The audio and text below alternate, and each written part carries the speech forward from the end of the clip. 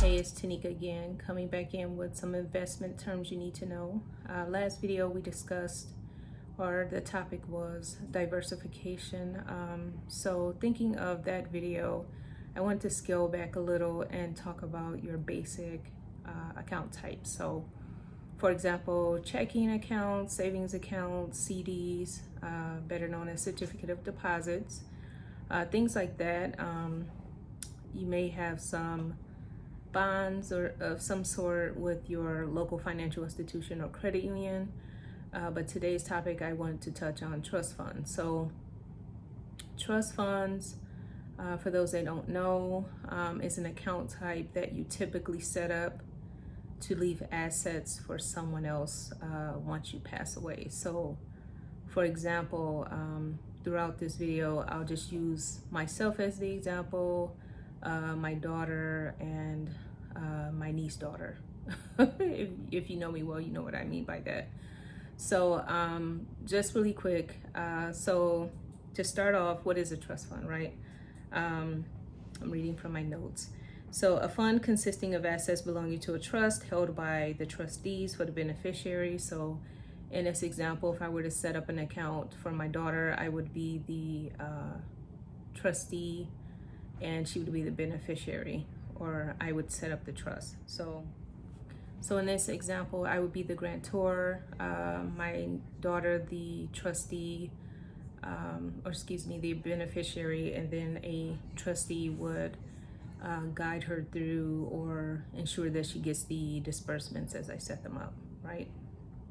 So the trust can also guarantee that your assets are properly taken care of. If an unfortunate event were to happen, you want to ensure that your beneficiaries are getting exactly what you want them to have.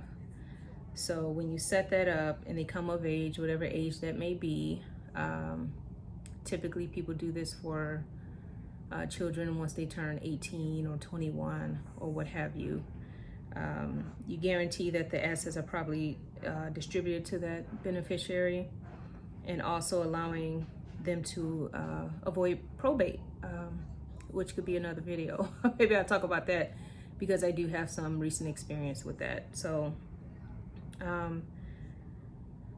trust funds can also be designated funds for certain purposes, such as healthcare or educational costs. So if you don't have a allocated college fund set up for your child, you can also use the funds from a trust to pay for educational purposes.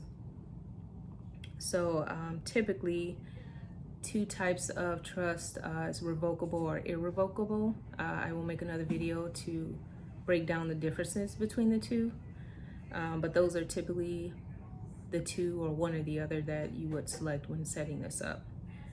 And a trust fund is a special type of legal entity that allows a person or organization to hold assets that eventually you give to another. So like I stated, typically people think of cash or money to pass on in a trust, but you can also pass on other assets, such as stocks, bonds, real estate, hedge funds, and art.